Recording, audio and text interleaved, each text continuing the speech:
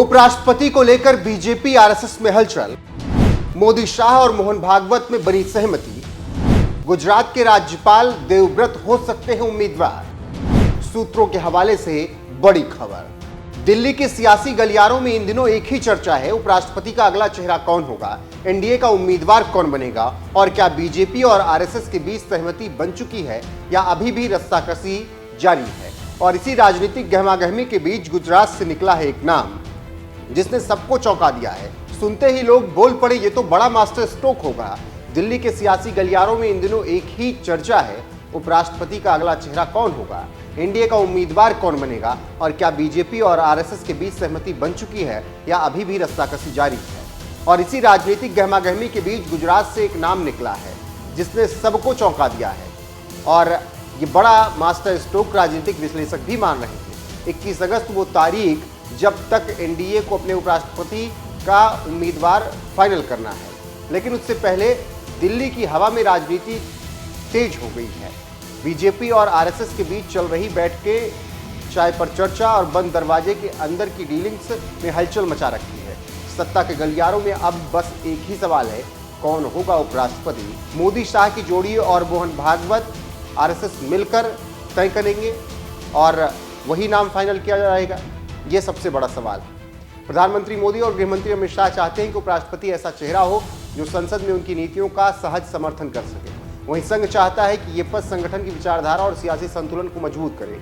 ऐसे में नामों की लंबी लिस्ट तैयार हुई, पर हर नाम पर हाँ के साथ ना भी मिली और फिर अचानक गुजरात से आई खबर ने राजनीतिक बाजार में भूचाल ला दिया।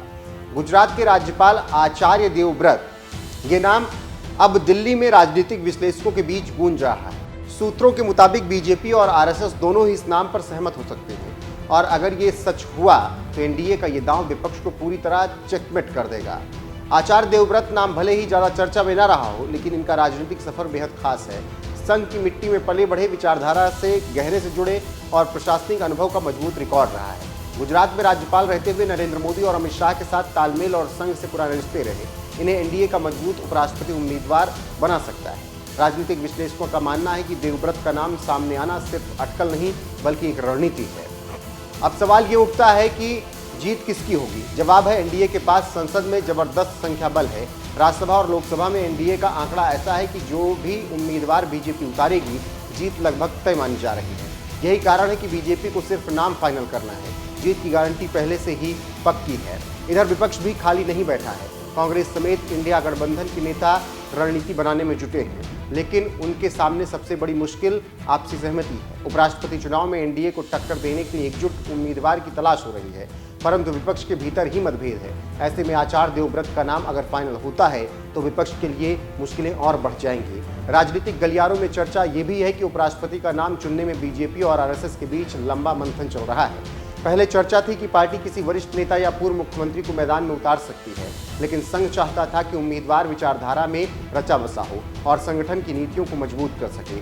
ऐसे में आचार्य देवव्रत का नाम वो कॉमन ग्राउंड बन सकता है जहां सत्ता और संगठन दोनों सहमत हो जाएं। क्या ये नाम बीजेपी का मास्टर स्ट्रोक होगा? राजनीतिक विश्लेषक मान रहे हैं कि देवव्रत का चयन विपक्ष के लिए चौंकाने वाला कदम होगा।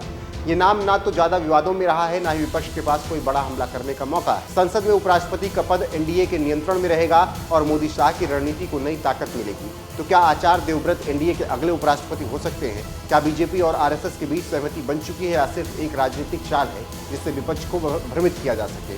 21 अगस्त नजदीक है, नामांकन की आखिरी तारीख नजदीक है और दिल्ली का सियासी तापमान अब उबलने ही वाला है। एक बात तो तय है कि जो भी नाम एनडीए उतारेगा, जीत लगभग पक्की है। लेकिन अगर वो नाम गुजरात से आया और वो नाम आचार्य देवव्रत हुआ तो ये चुनाव सिर्फ जीत नहीं बल्कि बीजेपी की सबसे बड़ा पावर प्ले कहलाएगा। फिलहाल निगाहें टिकी हैं बीजेपी मुख्यालय और नागपुर के संघ दफ्तर पर, जहां से निकलेगा उपराष्ट्रपति के लिए नाम। देखना होगा कि क्या कुछ तय किया जाता है। फिलहाल आप आचार्य देवव्रत के नाम पर कितने सहमत हैं, कमेंट में जरूर बताइएगा। बने रहेगा हमारे साथ। नमस्कार।